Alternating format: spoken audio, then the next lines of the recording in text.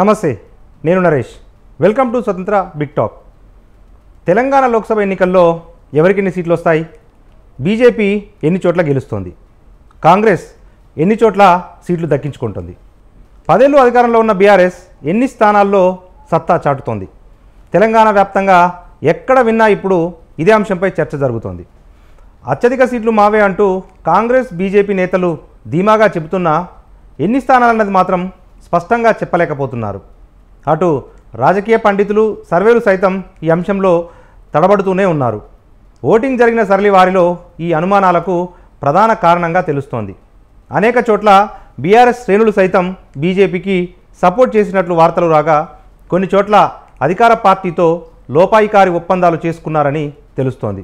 మరి ఈ పరిణామం ఎవరికి పాజిటివ్, ఎవరికి నెగిటివ్ కానుంది? తెలంగాణలో బీజేపీ డబుల్ డిజిట్ లక్ష్యాన్ని అందుకుంటుందా? కాంగ్రెస్ అత్యధిక స్థానాలు సాధిస్తుందా? ఈ అంశాలపై ఇవాల్టి బిగ్ టాక్లో చర్చిద్దాం.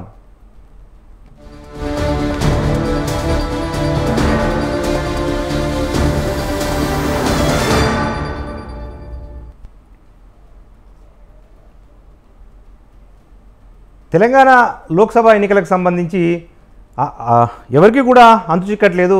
3 పార్టీలు కూడా ఒక స్థిర నిర్ణయానికి రాలేకపోతున్నాయి. అంటే ఓటర్ల మనోగతం ఏ రకంగా ఉంది, ఏ పార్టీకి ఓట్లు పడ్డాయన్నది సాధారణంగా పోలింగ్ ముగిసిన తర్వాత 1-2 గంటల్లో అన్ని పార్టీలు కూడా విశ్లేషించుకొని తమకు అనుకూలంగా ఓటింగ్ ఉందా లేదా అన్నది మాత్రం స్పష్టం చేస్తాయి. కానీ ఈ దఫా ఓటర్ నాడి ఎవరికీ కూడా అంతు చిక్కట్లేదు. 3 పార్టీలు, ప్రధానంగా అధికార కాంగ్రెస్, బీఆర్ఎస్, బీజేపీ 3 పార్టీలు మెజారిటీ స్థానాలు మావే అని చెప్తున్నప్పటికీ అంతర్గతంగా లోలోన మాత్రం 3 పార్టీలు భయపడుతున్న పరిస్థితుల్లో అసలు ఓటర్ల ఆంతరంగం ఎలా ఉంది అన్న అంశానికి సంబంధించిన డిబేట్ను కొనసాగిద్దాం. మనతో పాటు డిబేట్లో పార్టిసిపేట్ చేస్తున్నారు గంగాపురం వెంకటరెడ్డి గారు, బీజేపీ రాష్ట్ర అధికార ప్రతినిధి, టీపీసీసీ రాష్ట్ర అధికార ప్రతినిధి బొజ్జా సంధ్యారెడ్డి గారు, ప్రముఖ రాజకీయ విశ్లేషకులు డాక్టర్ తాటికేల జయరాం గారు. మొదట మనం బీజేపీ రాష్ట్ర అధికార ప్రతినిధి గంగాపురం వెంకటరెడ్డి గారి దగ్గర వెళ్దాం. వెంకటరెడ్డి గారు నమస్తే అండి. నమస్తే. నమస్తే, చెప్పండి. రైట్ సార్, ఇప్పుడు 3-4 రోజుల క్రితం లోక్సభ ఎన్నికలు జరిగాయి, కానీ ఇప్పటికీ కూడా ఒక క్లారిటీ రావట్లేదు రాజకీయ పార్టీల నుంచి. పైకి మాత్రం అందరూ మేమే గెలుస్తామని చెప్తున్నప్పటికీ లోలన మాత్రం ప్రతి పార్టీలో ఒక భయం అయితే కనిపిస్తోంది. ఏంటి సార్, గతానికి భిన్నంగా ఓటింగ్ జరిగిందా?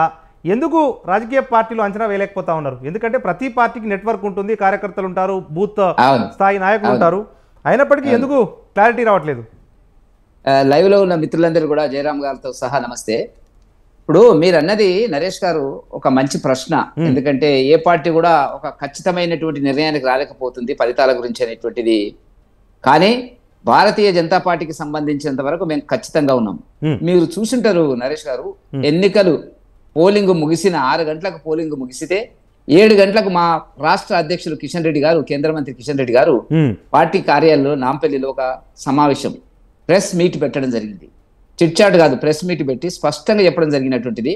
ఎన్నికలకు ముందు ఏ మాట చెప్పామో, పోలింగ్ ముగిసిన తర్వాత కూడా డబుల్ డిజిట్ స్థానాలను మేము గెలవబోతున్నాం అనేటువంటిది విలేకరులు అడిగినటువంటి ప్రశ్నకు సమాధానం చెప్పడం జరిగినటువంటిది. మళ్ళీ 2 రోజుల తర్వాత మరుసటి రోజు ఢిల్లీలో కూడా ఆయన ప్రత్యేకంగా సమావేశం ప్రెస్ మీట్ పెట్టి చెప్పడం జరిగినటువంటిది. కాబట్టి మా వరకు సంబంధించినంత వరకు మా క్లారిటీ ఉంది. ఓటర్ల మనస్తత్వం ఎట్లా ఉంది అనేటువంటిది మాకు తెలుసు.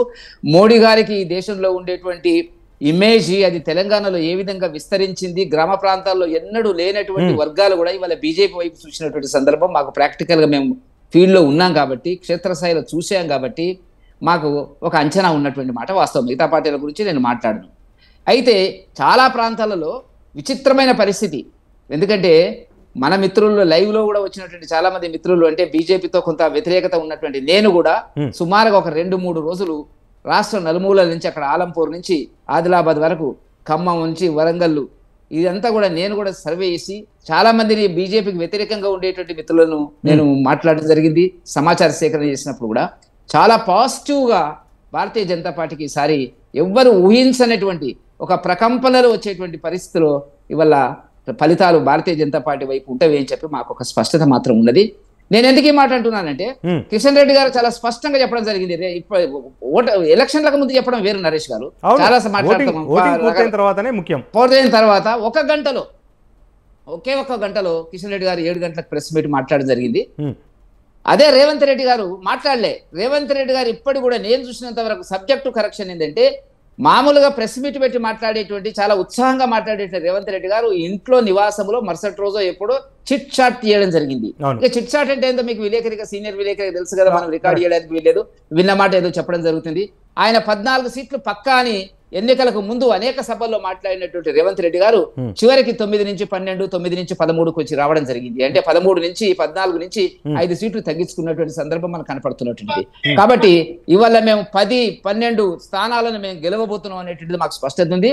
ఏం జరిగింది ఓటింగ్ సరళని ఇప్పుడు అవునన్నా కాదన్నా కూడా బ్యాలెట్ బాక్సుల్లో అవన్నీ కూడా కంప్యూటర్ సిస్టంలో నిక్షేపం అయి ఉన్నటువంటిది. దాన్ని ఎవరేం చేయలేరు, అది వేరే సంగతి. ఇవాళ కాకుండా మనకు 4వ తేదీన తెలుస్తుంది, 1వ తేదీన సాయంత్రం 6:30 తర్వాత వచ్చేటువంటి ఎగ్జిట్ పోల్స్ లో కొంత ఒక ఐడియా వస్తుంది, ఒక రూపం మనకు కనపడుతున్నటువంటి పరిస్థితి నరేష్ గారు. కాకపోతే ఏంటంటే మేము ఏ సెక్షన్లో అయితే మాకు వీళ్ళు ఓటేస్తారా అనేటువంటిది, మహిళలు గ్రామీణ ప్రాంతాల్లో మహిళలు కొన్ని ప్రాంతాల్లో మాకు పటిష్టవంతమైనటువంటి నాయకత్వము కార్యకర్త లేనటువంటి ప్రాంతాల్లో కూడా ఓట్లు పడ్డటువంటి సందర్భం మనం చూడడం జరిగింది. ఖమ్మంలో ఒక మిత్రుడు ఉన్నాడు, నాకు సిపిఎం మిత్రుడు ఉన్నాడు, చాలా కాలం 30-40 సంవత్సరాలుగా నాకు పరిచయం ఉన్నటువంటి మిత్రుడు. అడిగినప్పుడు వెంకటరెడ్డి నేను అన్నాను ముందే, మీ ఏ పార్టీ గెలుస్తుందో నాకు తెలుసు, మరి మా పరిస్థితి ఏంటన్నప్పుడు మీరు 2వ స్థానంలో ఉంటున్నారు ఇక్కడ అనేటువంటి మాట వచ్చినప్పుడు ఎంత ఉత్సాహము, ఎన్ని రకాలుగా బీజేపీ వైపు తెలంగాణ సమాజం చూస్తుంది అనేటువంటిది మనకు కనపడుతున్నటువంటి అంశము.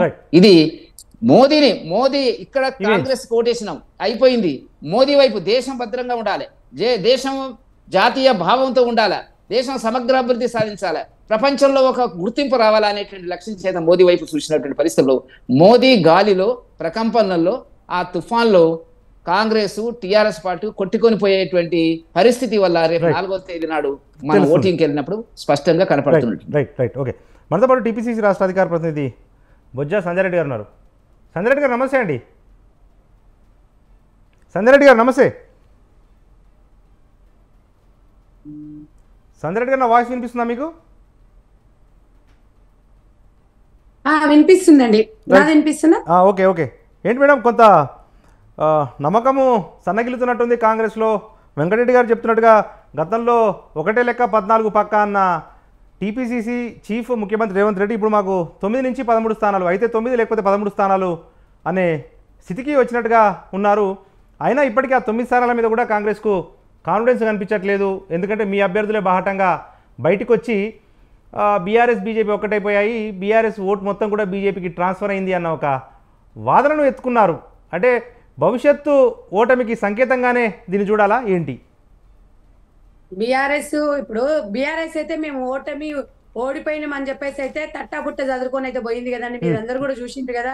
అంటే వాళ్ళ గొప్పతనమా అంటే అది బీజేపీ బీఆర్ఎస్ ఒప్పందము, అది ఎవరిదో తెలంగాణ ప్రజలకు తెలుసు, దేశంలో అందరు కూడా తెలుసు. మేము ఇంతలా అంత పొడుగు అని చెప్పేసి బీఆర్ఎస్ పార్టీని తీసి ఆయన టీఆర్ఎస్ పార్టీ నుంచి బీఆర్ఎస్ పార్టీ చేసిండు. ఏం చేసిండ్రు? బొక్క బోర్లో పడిండ్రు. ఇలా వాళ్ళ గురించి మేము మాట్లాడేది ఏముంటదండి? ఇలా బీఆర్ఎస్ గురించి మనం తెలంగాణలో మాట్లాడాల్సిన అవసరం లేదు. ఇక బీజేపీ గురించి మనం మాట్లాడాలంటే బీజేపీ పార్టీ మరి 10 సంవత్సరాలలో తెలంగాణకి ఏం ఒరగబెట్టింది, తెలంగాణకి ఏం తెచ్చింది, తెలంగాణ ప్రజలు బీజేపీకి ఎందుకు ఓటేస్తారు అనేది మరి బీజేపీ వాళ్ళు చెప్పాలి, మేము చెప్పేది కాదు. వాళ్ళు ఏమైనా తెలంగాణ కంట్రిబ్యూషన్ ఏమైనా ఉందా తెలంగాణ చెప్పాలి. ఏం చేసిండ్రండి 64 సంవత్సరాలలో చేసిన అభివృద్ధి ఏంది?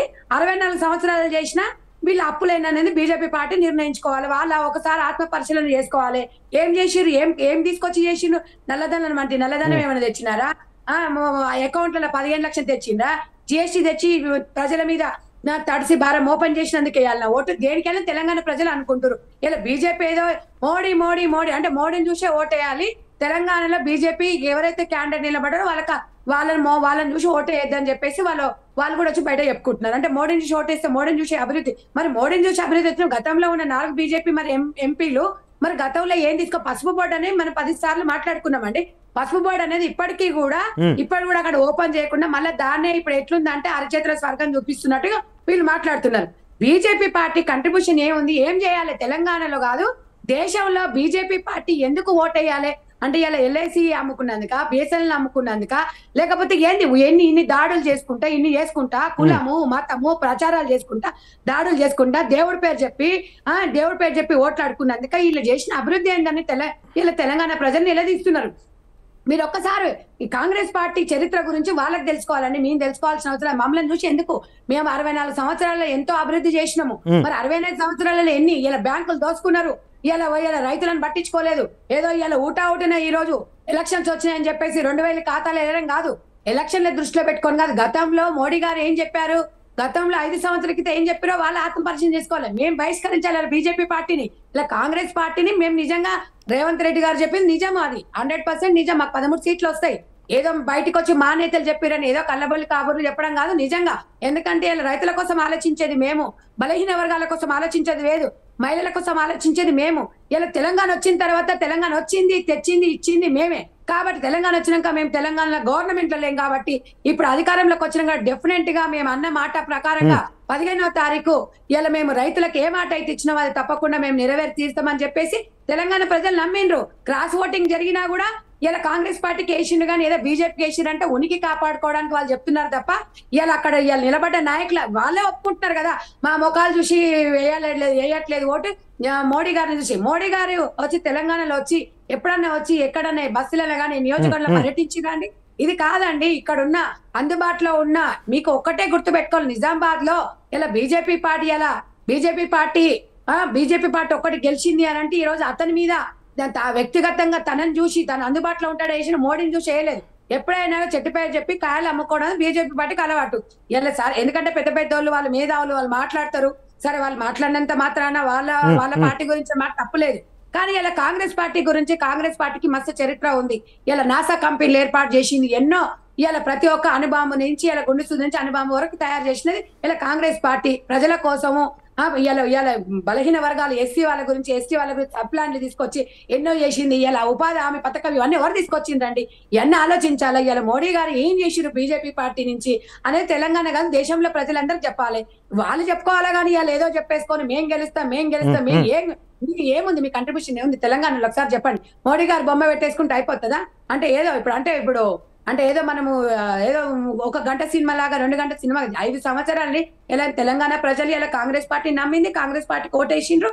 డెఫినెట్ గా ఇలా బీఆర్ఎస్ పార్టీ బీజేపీ పార్టీ ఎట్లనే డమ్మీ క్యాండిడేట్ అని పెట్టిండ్రు, పక్క జరిగిండ్రు. ఏదో మేము ఉన్నామా అంటే ఉన్నాము, మేము పోయినామా అంటే పోయినాము, పెట్టిండు క్రాస్ ఓటింగ్ అని చెప్తుండ్రు. అది తెలుసు. బిడ్డ కోసం ఆయన ఎందుకు త్యాగం చేసిండు, నువ్వు త్యాగం చేయవయ్యా అని చెప్పేసి మోడీ గారు లోకాయనం చేసిండు. ఏమైనా తెలంగాణ ప్రజలకు తెలియదు. లేకపోతే గతంలో మీరు బీఆర్ఎస్ పార్టీ నుంచి ఇదే ఇప్పుడు చాలా మంది పోటీ చేసిండ్రు. మరి వాళ్ళందరూ ఎక్కడ పోయింది? ఇలా కనీసం ఒక్కటే చెప్తున్నాను సార్, తెలంగాణలో ఇలా బీఆర్ఎస్ పార్టీకి డిపాజిట్ వచ్చే అవకాశం ఉందా ఒకసారి మీరు ఆలోచించండి. ఓకే, ఇప్పుడు బీజేపీ రూల్ అవుట్ కేసా. మనతో పాటు ప్రముఖ రాజకీయ విశ్లేషకులు డాక్టర్ తాటికేల జయరామ్ గారు ఉన్నారు. జయరామ్ గారు నమస్తే సార్. నమస్తే నరేష్. రైట్ సార్, ఇప్పుడు ఒకటైతే క్లారిటీ వచ్చింది, బీఆర్ఎస్కు వస్తే మ్యాక్సిమము 1 సీటు వచ్చే అవకాశాలు ఉన్నాయి అని చెప్పి అందరూ కూడా చర్చించుకుంటున్నారు. బయటికి టీఆర్ఎస్ నాయకులు మాకు 14 సీట్లు వస్తాయి అని చెప్తున్నప్పటికీ కూడా వస్తే ఇస్తే మెదక్ మీద బీఆర్ఎస్ ఆశలు పెట్టుకుంది అనేది టీఆర్ఎస్ నాయకుల అంతర్గత సమావేశాల్లో మాట. అయితే ఇక్కడ కాంగ్రెస్ కానీ బీజేపీ కానీ కొంత స్పష్టత లోపించినట్టుగా నాకు అనిపిస్తూ ఉంది సార్. ఎందుకంటే 3 రోజులు 4 రోజులు అయిపోయింది ఎన్నికల పోలింగ్ ముగిసి, ఇప్పటికీ కూడా క్షేత్రస్థాయి నుంచి సమాచారం తెప్పించుకుంటే ఏ పార్టీ కూడా బయటికి చెప్పట్లేదు మేము ఈ స్థానాల్లో గెలవబోతున్నాము అన్నట్లుగా. అంటే ఏంటి, అంతు చిక్కట్లేదా, లేకపోతే ఇంకా 15 రోజుల సమయం ఉంది కదా, రాజకీయ పార్టీలు వ్యూహాత్మక మౌనమా? ఎట్లా చూడాలి దీన్ని? మీకు ప్యానెల్లో ఉన్న మిత్రులకు, స్వతంత్ర టీవీ ప్రేక్షకులకు మరొకసారి నమస్కారాలండి. అంటే దీంట్లో మనము 2 విషయాలను చాలా క్లియర్గా ఆలోచించాలి. ఎందుకంటే మీరు అన్నట్టుగా ఎలక్షన్స్ అయిపోయి ఇప్పటికీ 3 డేస్. ఈ 3 డేస్ నుంచి తెలంగాణ లోపల ఎలాంటి అడవుడి లేదు. సో ఎలాంటిది ఇబ్బందులు లేవు, ఇరకటాలు లేవు, సజావుగా సాగింది, అంతవరకు బాగానే ఉంది. దాంట్లో ఎలాంటి ఇబ్బంది అయితే లేదు. సో ఇదంతా హ్యాపీ. ఆంధ్రలో వచ్చేసి ఇప్పటి వరకు కూడా రక్తపాతం లా జరుగుతుంది. అలాంటి పరిస్థితులు ఇక్కడ లేనందుకు కొంత సంతోషపడాలి. ఇక లాండ్ ఆర్డర్ అంత దుర్మార్గంగా లేకపోవడం, సో ఇక్కడ దాన్ని మనం సంతోషిద్దాం. మరొక విషయం ఏంటంటే, ఇంతకుముందు మిత్రులు మాట్లాడుతున్నట్టుగా రాజకీయ పార్టీలు ఆయా పార్టీలను క్లెయిమ్ చేసుకోవడంలో సహజం. కానీ వాస్తవిక పరిస్థితులను కనుక అబ్జర్వ్ చేసినట్టు అయితే డిసెంబర్ నుంచి ఇప్పటి వరకు కాంగ్రెస్ లో ఉన్న ఊపు మీరు అన్నట్టుగా కొంత సన్నగిల్లింది అనేది వాస్తవం. ఆ సన్నగిల్లడం అనేది ఓటర్కి ఇబ్బంది ఉందా లేకపోతే ఇబ్బంది లేదా అనే విషయం పక్కన పెట్టేస్తే అంత ఊపు అనేది ఒక ప్రజల్లో కనిపించలేదు. సో సహజంగానే మన దగ్గర ఎమ్మెల్యే ఎలక్షన్లు లేవు, ఎంపీ ఎలక్షన్లే కాబట్టి ఎంపీ ఎలక్షన్లో అంత ఊపు అనేది లేదు, ఉండదు కూడా. ఇది సహజ లోక్సభ ఎలక్షన్స్ కాబట్టి దానిని బట్టి మనం అంచనా వేయలేం. ఇప్పుడు మనం మాట్లాడే మాట ఏది కూడా ఓటర్ని ప్రభావితం చేయవు, నెగిటివ్ గా ఎంకరేజ్ చేయవు. ఇది ప్యూర్లీ ఇప్పుడు మనం క్లియర్ గా మాట్లాడుకోవచ్చు. అంటే గతించిన లోపల బీజేపీ విషయానికి వచ్చినప్పుడు బీజేపీ లోపల నిజంగా ప్రజలకు ఇచ్చిండ్లు ఏమి ఇచ్చిండ్లు అంటే ఏమీ లేదనే చెప్పొచ్చు, డెఫినెట్ గా ఏమీ లేదనే చెప్పొచ్చు. మరి ఏమీ లేకపోతే ఒక బీజేపీ ఓట్లు పెరిగే శాతం లోపల ఎందుకు పెరుగుతాయి అంటే వాళ్ళు నమ్ముకున్నది ఏంటంటే ఒకటి వచ్చేసేమో మందకృష్ణను నమ్ముకొని మాదిగలు ఓట్లేస్తారనే విషయాన్ని నమ్ముకున్నారా, లేకపోతే మోడీని నమ్ముకొని మోడీ కలరింగ్ తోనే ప్రజలు ఓట్లేస్తారు అనుకున్నారా, లేదంటే ఒకవైపు మతం అనే రాముని నమ్ముకొని గుళ్ళని నమ్ముకొని దాన్ని చూపిస్తే ఓట్లు పడతాయి అనుకుంటున్నారా? సో ఏది ఏమైనా కూడా ఊపు వచ్చిందని మాత్రం చాలా క్లియర్ గా బీజేపీ నాయకుల లోపల ఒక ఉత్సాహం అయితే కనిపిస్తుంది. ఆ ఉత్సాహం దేనికి అంటే మాత్రము దేనికి కనిపించదు. జనరల్ గా రాష్ట్రాలకు ఒక పరిశీలించినప్పుడు కానీ రాష్ట్రాలకు మనం కేటాయింపులు చేసినప్పుడు కానీ అన్ని రాష్ట్రాలను ఒకే రీతిగా మనం పరిశ్వేషణ చేయాలి, ఆ అభివృద్ధికి ప్రయత్నం చేయాలి సెంట్రల్ గవర్నమెంట్. కానీ దక్షిణాది రాష్ట్రాల మీద ఉత్తరాది రాష్ట్రాలకు కంపేర్ చేస్తే ఉత్తరాది రాష్ట్రాల కేటాయింపులు చేసినట్టుగా దక్షిణాది రాష్ట్రాలకు కేటాయింపులు జరగలేదు. ఇది చాలా క్లియర్. ఏ కేటాయింపులు కానీ ఒక మెడికల్ కాలేజీ ఇవ్వలేదు, మనకు బయ్యారం ఉక్కు ఫ్యాక్టరీ వస్తానది దానికి సంబంధించిన అవసరం లేదు, కోచ్ ఫ్యాక్టరీ వరంగల్కు రావాల్సింది అది కూడా నార్త్కే వెళ్ళిపోయింది. ఇక్కడ రిజర్వేషన్ల విషయానికి వచ్చినప్పుడు అసలు ప్రభుత్వం లోపల సంస్థలనే మూసేసిన తర్వాత ఒక మందకృష్ణను మాత్రమే హోల్సేల్ గా మరి వీళ్ళు ఏ విధంగా టేక్ ఓవర్ చేసినలా ఏ విధంగా దాన్ని తీసుకున్నారా. మందకృష్ణ రేపు జాతి ప్రయోజనాల కోసం మాట్లాడే మందకృష్ణ అనేక రాజకీయ పార్టీలతోని దోస్తాన్ చేసుకుంటూ ప్రతిసారి ఇదే స్టోరీ చెప్తుంటాడు. ఏమనంటే జాతి ప్రయోజనాలు అంటారు. జాతి ప్రయోజనాలు కాదు, అదే మాదిగల్లో ఉండే కొంతమంది వ్యక్తులు చెప్తున్నారంటే నీ సొంత ప్రయోజనాల కోసం ఇదంతా డ్రామా ఆడుతున్నాం అనేది బహిరంగంగా చెప్తున్నారు. మాదిగలు కాంగ్రెస్ వైపు బాసటగా ఉంటుందన్న విషయం అందరూ తెలిసిన విషయాలు. సో ఇప్పుడు ఇక్కడ విషయాలకు వచ్చినప్పుడు మాత్రం దానికి విరుద్ధంగా ఇక ఏ విధంగా గెలుస్తారు, ఎక్కడ గెలుస్తారు అంటే మల్కాజిగిరి ఉంది. ఒక్కొక్క దాన్ని నేను చెప్పుకుంటూ వస్తాను. మల్కాజిగిరి ఉంది. మల్కాజిగిరి భారతదేశంలోనే అతిపెద్ద కాన్స్టిట్యున్సీ. అవును, తెలంగాణలోనే కాదు, మన సౌత్ ఇండియాలో కాదు, భారతదేశంలోనే అతిపెద్ద కాన్స్టిట్యున్సీ. ఈ అతిపెద్ద కాన్స్టిట్యున్సీ లోపల ఉన్న అంశాల లోపల ఇక్కడ ఎక్కడి అంశాలు అక్కడే ఉన్నాయి. ఇక్కడ అభివృద్ధి సిటీలో ఉంది కాబట్టి ఇక్కడ అనేక 3 జిల్లాలు దీంట్లో నిక్షిప్తమై ఉంటది. ఒకవైపు నిజామాబాద్ నుంచి వచ్చే వ్యక్తులు వచ్చేసేమో కోంపల్లి, మేడ్చల్లి ఈ ప్రాంతంలో ఉంటారు. కరీంనగర్ నుంచి వచ్చిన వాళ్ళేమో అల్వాలు ఇతర పరిసర ప్రాంతాల్లో ఉంటారు. వరంగల్ నుంచి వచ్చిన వాళ్ళు వచ్చిన గట్కేసర్ ఇటు నుంచి ఈ ప్రాంతంలో ఉంటారు. ఎల్బీ నగర్ నుంచి వచ్చిన వ్యక్తులు వచ్చి నల్గొండ ఆ ప్రాంతం నుంచి వస్తుంటారు. ఇట్లా ఇన్ని జిల్లాలకు కనెక్షన్ అయి ఉంటుంది మల్కాజ్గిరి. ఇంత పెద్ద కాన్స్టిట్యున్సీ లోపల అభివృద్ధి అనేది అంటే కనిపించదు. కానీ ఇక్కడ దురదృష్టమో అదృష్టమో తెలియదు, కానీ మరి ఏ విధమైన కాన్స్టిట్యున్సీ ఇది ప్యూర్ కాంగ్రెస్ సీటు అయినా కూడా ఈరోజు కాంగ్రెస్ నుంచి చేజారిపోయే పరిస్థితి మాత్రం మల్కాజ్గిరి ఉందన్నది వాస్తవం. ఓకే, ఇది దీనిలో వేరే అభిప్రాయం లేదు. ఇంత పెద్ద కాన్స్టిట్యున్సీ లోపల కాంగ్రెస్ కు ఉండాల్సిన సీటు ఇక్కడ ఉండే నాయకులను ఇవ్వకుండా అప్పటికప్పుడు తరలొచ్చిన నాయకులను ఇవ్వాలి. ఒకవేళ కనుక చూస్తే ఇప్పుడు మా సంధ్యమ్మ అనేక రోజుల నుంచి పనిచేస్తుంది. సంధ్యమ్మకి ఇచ్చినా గెలుస్తుంది, ఎందుకంటే ఇక్కడ ఆ విధంగా ఇక్కడ ఉండదు. కానీ అరవచ్చిన నాయకులను తీసుకొచ్చి ఇక్కడ పెట్టడం అది కొంతవరకు ఇబ్బంది కాంగ్రెస్ ఈరోజు జీర్ణించుకోకపోయినా. ఇంకొక వైపు వచ్చేసేమో వరంగల్ లోపల అత్యధికంగా మాదిగలు ఉంటారు, అత్యధికంగా బీసీలు ఉంటారు, అత్యధికంగా ఎస్సీలు ఉంటారు. అది కూడా కాంగ్రెస్ సీటు. కానీ ఈరోజు అక్కడి నుంచి చేయిచి వచ్చేసిన కడియం శ్రీహరి కూతురు కావ్యకి ఇవ్వడం వల్ల ఆ సీటు కూడా చేజారిపోతున్నట్టుగానే మనకు అనిపిస్తుంది. మరొక వైపు వచ్చేసి ఖమ్మం లోపల లేట్ గా చేసినా కూడా డిఫరెంట్ గా అది కాంగ్రెస్ సీట్. కాంగ్రెస్ 100% గెలుస్తుంది, అందులో ఏ విధమైన డౌట్ లేదు. 100% కాంగ్రెస్ గెలుస్తుంది. ఇంతకుముందు ఎంకన్నా చెప్పినట్టుగా బీజేపీ 2వ స్థానంలో ఉంటుంది, అక్షరాల 2వ స్థానంలోనే ఉంటది. అలా ఎలాంటి డిస్ప్యూట్ కూడా లేదు. కాంగ్రెస్ సీటు. దాని నుంచి పెద్దపల్లి లోపల ఎట్లాగైనా మన వివేకన్న కావచ్చు, తన కుమారుడు విషయంలో కావచ్చు, కానీ మాదిగలకు ఈరోజు నెట్టివేయబడింది అనేది అపవాదు ఈ రోజు కాంగ్రెస్ మీద ఉన్నది. మాదిగలను పట్టించుకోవట్లేదనే అంశం కాంగ్రెస్ లో ఉంది. అలాగని చెప్పేసి ప్యూర్ గా మాలలకు కూడా ఏమైనా సీట్లు ఇవ్వలేదు. ఇప్పుడు ఉన్న మాలలని చెప్పుకునే వాళ్ళు కూడా మాల ఉపకులాలకు సంబంధించిన వ్యక్తులే, మాదిగలని చెప్పుకునే వాళ్ళు కూడా మాదిగ ఉపకులాల వ్యక్తులే. కానీ ఒరిజినల్ మాలలు మాదిగలను మాత్రం ఒరిజినల్. అదే ఒరిజినల్ మాదిగ అంటే మన దయాకర్కి ఇవ్వాలి సీటు. ఆ దయాకర్కి ఇస్తే సంతోషపడే వాళ్ళము, గెలిపించుకునే వాళ్ళు, ఈవెన్ మాదిగలు కూడా గెలిపించుకునే వాళ్ళు. ఇలా చెప్పుకుంటూ పోతూ ఉంటే కరీంనగర్ డెఫినెట్ గా బీజేపీ సీటే. నిజామాబాద్ ఎంత లేకున్నా కూడా అక్కడ గెలుస్తుంటాడు. మిగతా సీట్లలో డెఫినెట్ గా కాంగ్రెస్ వచ్చారని ఆశిస్తుంది. కానీ ఇప్పుడు మనం అనుకున్నట్టుగా తెలంగాణ లోపల అత్యధికంగా బీజేపీ సీట్లు వస్తాయి అంటే మాత్రం ఎవరు నమ్మడానికి లేదు. బీజేపీకి దగ్గరగా 6 నుంచి 7 సీట్లు మాత్రం రావచ్చు. కాంగ్రెస్ కు 9 సీట్లు మాత్రం డెఫినెట్ గా రావచ్చు. ఇతర మీరు ఇంకా క్యాల్కులేట్ చేస్తే కాంగ్రెస్ కు 10 కూడా పెరగవచ్చు. చూద్దాం సార్. ఇది 6 ప్లస్ అది ఒక 10. ఇంకొక సీట్ వచ్చేసేమో బీఆర్ఎస్. మనం అనుకో బీఆర్ఎస్ కూడా కాదు, ఎంఐఎం. బీఆర్ఎస్ వస్తుందని నేను అనుకోను. ఎంఐఎం సీట్ అది. బీఆర్ఎస్ కి అయితే నాకు చూసినంత వరకు అయితే టోటల్ గుండు సున్నాను. అలా ఏ విధంగా డౌట్ అయితే లేదు. చూద్దాం. ఓలా వస్తే ఒకటి వచ్చినా కూడా అప్పుడు కాంగ్రెస్ కు 9, ఇది 6, అది 1, ఇది 1, 17 సీట్స్. ఇది ప్రాక్టికల్ గా మనం చూస్తున్నది. ఈ ప్రాక్టికల్ గా చూస్తున్నది ఇప్పటికైనా కాంగ్రెస్ నాయకత్వము, బీజేపీ నాయకత్వము, ఇరు నాయకత్వాలు ఆలోచించాల్సింది ఏంటంటే రాష్ట్ర ప్రజలకు మేమేం చేయాలి, ఏది చేయాల్సిన అవసరాలు ఉంది అనే దాన్ని కరెక్షన్ చేసుకోవాల్సిన అవసరం ఉంది. అది రేవంత్ నిన్న అదే పని చేశాడు. ఇప్పుడు మేము మాట్లాడడం కాదు, ఎలక్షన్లు అయిపోయినాయి, డిఫరెంట్ గా పాలన మీదే మేము పరిశీలిస్తాము, పాలన మీద దృష్టి పెడతాం అనే దానికి డిఫరెంట్ గా అభినందించాల్సింది.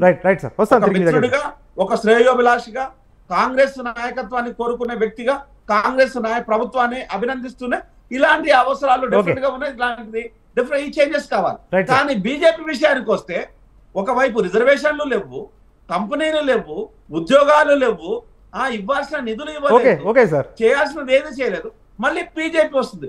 బీజేపీ నమ్ముకున్నది ఓన్లీ కులాన్ని, లేకపోతే మతాన్ని, శ్రీరామునేనా? శ్రీరాముని నమ్ముకోవడం వల్ల ఓట్లు పడతాయా? ఇప్పుడు $1 మిలియన్ ప్రశ్న. మనతో పాటు బీజేపీ రాష్ట్ర అధికార ప్రతినిధి గంగాపురం వెంకటరెడ్డి గారు ఉన్నారు. వెంకటరెడ్డి గారు, అంటే ఇక్కడ ఒక చిన్న సందేహం. కాసేపటి క్రితమే మీ మెదక్ అభ్యర్థి రఘునందన్ రావు గారు మాట్లాడుతూ మెదక్లో బీఆర్ఎస్ ఓటుకు 500 రూపాయల నోట్లు పంచింది కాబట్టి బీఆర్ఎస్ అభ్యర్థి బీఆర్ఎస్ అభ్యర్థి వెంకటరామరెడ్డిని అనర్హుడిగా ప్రకటించాలి అని చెప్పి మాట్లాడాడు. అంటే ఏం సార్, అంటే ఇప్పుడు మెదక్ చేజారిపోతుందన్న అనుమానాలు ఏమైనా బీజేపీకి ఉన్నాయా? అట్లా అంటే ఒక్కొక్క సీట్ను చేజార్చుకుంటూ పోతే ఇక బీజేపీకి డబల్ డిజిట్ ఎక్కడొచ్చే అవకాశం ఉంది? ఇప్పుడు ఒకటి నరేష్ గారు, రఘునందన్ రావు గారు, అక్కడ వెంకటరామరెడ్డి గారు డబ్బును వంచినారు అనేటువంటి ఒక విషయాన్ని మాత్రమే చెప్పడం జరిగింది. అయినంత మాత్రం చేత బీజేపీ చేతిలో నుంచి ఆ సీటు పోతుంది అనుకోవడానికి ఏ రకమైనటువంటి ఆధారాలు లేవు. ఒక ఆరోపణ ఆయన ప్రాక్టికల్ గా అక్కడ ఉన్నాడు కాబట్టి, చూసినాడు కాబట్టి ఆరోపణ చేయడం జరిగినటువంటిది. దాన్ని ఆధారంగా తీసుకుని వల్ల మనం అదే పోతుంది అనేటువంటి దాన్ని నేను నమ్మను. అక్కడ కూడా బలంగా మేము పోటీ చేసేటువంటి దాంట్లో అదొక సీటు. సరే, కొంత ఇటు అటు ఛాన్సెస్ వచ్చినప్పటికి ఇటు అటు కొంత ఉన్నప్పటికీ కూడా అక్కడ కూడా మేము గెలుస్తాం అనేటువంటి నమ్మకం మాత్రం మాకు ఉన్నది. రెండో విషయం ఏంటంటే, ఇప్పుడు జయరాం గారు మాట్లాడినారు. జయరాం గారు మీద నాకు చాలా గౌరవం ఉంది. విశ్లేషకుడిగా మాట్లాడినాడా, కాంగ్రెస్ ప్రతినిధిగా మాట్లాడినా నాకు అర్థం కాలేదు.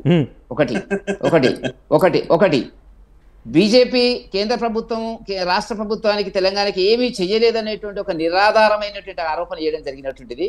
కిషన్ రెడ్డి గారు ఒక బుక్ 300 పేజీలు, మీరు చూసింటారు నరేష్ గారు, 300 పేజీల బుక్ పబ్లిష్ చేసిండు. 9 లక్షల కోట్ల రూపాయలు తెలంగాణకు ఏ పథకం కింద ఇవ్వడం జరిగింది, ఏ రకంగా హైదరాబాద్ చుట్టూ త్రిబులార్కు సంబంధించి 26,000 కోట్ల రూపాయలు మంజూరు చేయడం జరిగినటువంటిది, ఎన్ని రైల్వే స్టేషన్లకు 100 కోట్ల రూపాయలు, అదే విధంగా హైవేస్ కు సంబంధించి. ఇప్పుడు నాకు అర్థం కాదు ఏంటంటే, కాంగ్రెస్ నాయకులకు కానీ ఇతర మిత్రులకు కానీ డైరెక్ట్ గా చేస్తుందండి. కేంద్ర ప్రభుత్వం ఇక్కడ వచ్చి ఏమైనా చేస్తుందండి డైరెక్ట్ గా? అనేక స్కీములు మొన్న లాస్ట్ మంత్ మీరు చూసినారు. లాస్ట్ మంత్ జిఎస్టీ కింద రాష్ట్ర ప్రభుత్వానికి 5,600 కోట్లు వచ్చిందండి ఒక్క నెలలో. మీరు అది ఎందుకు లెక్కలోకి తీసుకుంటలేరండి? డబ్బులు వస్తాయి అంతేగాని ఇక్కడ ఏ సీటు ఎవరిది కాదు. మిత్రులు జయరాం గారిది కాంగ్రెస్ సీటు, ఆ సీటు, ఈ సీటు, ఏ సీటు ఎవరిది కాదు. రెండవది, లాస్ట్ మినిట్ లో టీఆర్ఎస్ సంబంధించినటువంటి వాళ్ళందరూ కూడా బీజేపీకి వేయండి అనేటువంటిది ప్రజలను అవమానించడం అండి. అది ప్రజలు పిచ్చోళ్ళ గొర్రెల. ఇక్కడ ఏంటంటే అక్కడ ఏంటి, అక్కడ ఫిక్స్డ్ డిపాజిట్ అండి, ఇక్కడికి అక్కడికి ట్రాన్స్ఫర్ చేయడానికి కుదరదు. అట్లా ఇది చాలా తప్పుడు సంకేతము. ఒకటి స్పష్టంగా చెప్పినటువంటిది ఏంటంటే, బీజేపీ వైపు ప్రజలు గత సంవత్సరం నుంచి కూడా చూసినారు. మేము అనుసరించినటువంటి వ్యూహాత్మక రాజకీయాలలో కొంత పొరపాట్ల వల్ల తప్పులు అర్థం చేసుకున్న ప్రజలు మమ్మల్ని కాకుండా అనుకోకుండా కాంగ్రెస్ని గెలిపించారు. అన్ని సీట్లలో మేము గెలిచినామండి. డిపాజిట్లు దక్కలేదండి. మళ్ళీ చరిత్రమైతుంది చెప్పడానికి నాకు ఇష్టం లేదు. ఆఖరికి టీచర్ల లాంటి వాళ్ళు కూడా మా అభ్యర్థిని గెలిపించినారు. టీచర్ల నాయకులను ఓడించడం జరిగినటువంటిది. ఏ దాంట్లో ఉప ఎన్నికలలో దేంట్లో డిపాజిట్ వచ్చిందండి కాంగ్రెస్ కు జరిగినటువంటి దాంట్లో? కాబట్టి నేను చెప్పదలుచుకున్న పాయింట్ ఏంటంటే బీజేపీ వైపు చూడడం జరిగింది ఇంతకుముందే. ఇప్పుడు అవకాశం వచ్చింది ప్రజలకు. అవును, అప్పుడు వీళ్ళు ఏదో కొన్ని పొరపాట్లు చేసినారు కాబట్టి వీళ్ళకి చేయలేదు. ఇప్పుడు బ్రహ్మాండంగా మోదీకి వేద్దాం అనేటువంటిది వచ్చింది. అభివృద్ధి అనేటువంటిది, మోదీ అనేటువంటిది ఈ దేశ అభివృద్ధికి ఒక ప్రతిబింబం అండి. దేశంలో అభివృద్ధి, జీడిపి ఏం పెరిగింది, ప్రపంచంలో మన ఆర్థిక వ్యవస్థ స్థానం ఎక్కడి నుంచి వచ్చింది? మన్మోహన్ సింగ్ గారు ఉన్నప్పుడు 11వ స్థానంలో ఉన్నటువంటిది 5వ స్థానానికి వచ్చినాం, 3వ స్థానానికి ఎగబాగుతున్నటువంటి పరిస్థితి. ప్రపంచ ఆర్థిక నివేదికలు ఏం చెప్తున్నాయి, వరల్డ్ బ్యాంక్ ఏం చెప్తుంది, ప్రపంచం ఎటువైపు మన వైపు చూస్తుంది? కేవలం మందకృష్ణ మాదిగ ఆ సామాజిక వర్గానికి, మాదిగ సామాజిక వర్గానికి జీవితాంతం ఏ పదవి లేకుండా కూడా ఇవ్వాలని కూడా నేను చెప్తున్నాను. మందకృష్ణ మాదిగ ఏ పదవి తీసుకోకుండా రాజశేఖర రెడ్డి గారు ఉన్నప్పుడు పదవులు ఆయనకు ఆఫర్ చేసినప్పుడు కూడా, చంద్రబాబు నాయుడు గారు ఉన్నప్పుడు ఆఫర్ చేసినప్పుడు కూడా తీసుకోకుండా, అది ఉద్యమాన్ని తగ్గిందా పెరిగిందా ఏం జరిగింది అనేటువంటిది కానీ ఆ కోణంలో ఆలోచించినప్పుడు మందకృష్ణ మాది గారు ఒక సామాజిక ప్రతిబింబం అవుతాడు తప్ప బీజేపీకి మద్దతు ఇచ్చినాడు అనేటువంటిది కాదు. ఆయనకు తోచింది సమాజం, జాతి అనేటువంటిది ఆ రకంగా రావడం జరిగినట్టు. కాబట్టి ఏ కులాలు మతాలకు సంబంధం లేదండి. ఒక బీసీ ప్రధానమంత్రి అయిండు. వాజ్పేయి దగ్గర నుంచి అబ్దుల్ కలాం గారు, ముర్ము గారు, మరి కోవిద్ గారు, ఎవరండి వీళ్ళంతా కూడా? ఏ అగ్ర కులాలండి రాష్ట్రపతి అయినటువంటిది? ఏ పార్టీ కాంగ్రెస్ చేసిందండి అట్లా? ఏదో ఒక వెంకటరామన్ గారిని చేసి ఉండొచ్చు. నేను అంటున్నది ఏంటంటే 3 సందర్భాల లోపల బీజేపీకి రాష్ట్రపతిని చేసేటువంటి అవకాశం వచ్చినప్పుడు రాష్ట్రపతి అంటే ఏముంటది అని మీరు అనుకుంటారేమో. మొత్తము వ్యవస్థ, అన్ని పార్లమెంటు సభ్యులు, మంత్రులు, ప్రధానమంత్రి సహా వాళ్ళు వచ్చినప్పుడు నిల్చునేటువంటి గొప్ప గౌరవం ఇచ్చినటువంటిది చూపించడం జరిగినటువంటి పరిస్థితి. కాబట్టి బీజేపీ వాళ్ళు అనుకుంటున్నట్టుగా వాళ్ళు ఏదో పాత పుస్తకాలు చదివి ఉంటారు, ఏదో అవి ఇవి చదివి రాసినటువంటివి అనేటివి కానీ వాళ్ళ బీజేపీ సామాజికీకరణ జరిగింది. దేశంలో అన్ని కులాలకు, అన్ని రంగాలకు విస్తరించడం జరిగింది. మేడం అంటుంది కాంగ్రెస్ పార్టీ అమ్మినారని. అమ్మిన చరిత్ర మీది.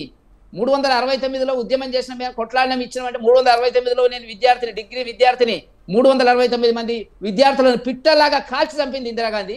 మొన్న 1200 మందిని కాల్చిన తర్వాత మీకు ఆ దహం పరిస్థితుల లోపల, తప్పనిసరి పరిస్థితుల లోపల మీరు జేఏసీ నాయకత్వంలో జరిగినటువంటి ఉద్యమానికి లొంగి మీరు ఎంతమంది రాజీనామా చేశారండి? మీ కిరణ్ కుమార్ రెడ్డి రాజీనామా చేసిండండి, మీ మంత్రులు రాజీనామా చేసినారండి. కేవలం ఆ 3-4 ఎంపీలు నేను కాదనను, వివేక్ గారు కానివ్వండి, మరి మధు యాష్కి గారు కానివ్వండి, అట్లాంటి వాళ్ళు కొంతమంది, రాజగోపాల్ రెడ్డి లాంటి వాళ్ళు పార్లమెంట్ కాంగ్రెస్ సభ్యులు కొట్లాడినట్టు సందర్భం ఉంది. కానీ ఇవాళ ఇంతమంది చనిపోవడానికి కాంగ్రెస్ కారణం. ఇవాళ ప్రైవేటీకరణ గురించి మాట్లాడుతున్నారు. ఇలా దేశంలో మన్మోహన్ సింగ్ గారు ప్రవేశపెట్టింది, పివి నరసింహారావు గారి పీరియడ్లో వచ్చినటువంటిది ఎల్పిజి, లిబరలైజేషన్, ప్రైవేటైజేషన్, గ్లోబలైజేషన్. మీరు ప్రవేశపెట్టినారు. మీరు అంబానీ టాటాల గురించి మాట్లాడుతున్నారు. ఇవాళ మీరు అదానీ గురించి మాట్లాడతారు. అంబానీ టాటాలు ఎవరి పీరియడ్లో వచ్చిందండి? 10 ఏళ్ల కంటే ముందే అంబానీ ఆర్థికంగా ఒక సంపదలు కలిగి ఉన్నటువంటి వ్యక్తి. అంత మాత్రం చేత ప్రపంచంలో వచ్చినటువంటి మార్పులు ఉన్నాయి. ప్రైవేటీకరణ ప్రభుత్వం మీరు చేసింది ఏముంది? కాబట్టి నేను అంటున్నది ఏంటంటే మీరు ఇవాళ అధికారంలోకి వచ్చేంత మాత్రం చేత ప్రజలకు ఇచ్చినటువంటి వాగ్దానాలు మేము డిసెంబర్ 9 నాడు అన్నిటికీ సంతకాలు పెడతాం, పోండి డబ్బులు తెచ్చుకోండి. రేవంత్ రెడ్డి గారు మన ప్రకటనలు చూడలేదండి. అత్త కోడలు కొట్లాడుతుంటే అలిగిపోవడానికి బస్సు ఫ్రీ అంటే ఒక బస్సు ఫ్రీ చేసిండ్రు, అవి కూడా బస్సులు లేవు, కొట్లాటలు జరుగుతున్నవి రకరకాలుగా. ఆఖరికి వచ్చినప్పటికీ ఏంటంటే దాంతోనే ఆర్థిక వ్యవస్థ ఏదైతే ఉందో ఆర్టీసీ ఆర్థిక వ్యవస్థ భ్రష్టు పట్టేటువంటి పరిస్థితి తీసుకురావడం జరిగింది. దానికి డబ్బులు కూడా ఇవ్వడం లేదు. రీఎంబర్స్మెంట్ ఒక నెల ఇచ్చినారంటే నేను మొన్న ఎవరిని అడిగాను, ఇంకా డబ్బులు కూడా ఇవ్వడం లేదు. అది ఒక్కటి చేసినారు. 6 పథకాలు అంటారు. 6 పథకాలలో 13 ఉన్నాయి. అన్ని తీస్తే మళ్ళీ 400 పథకాలు.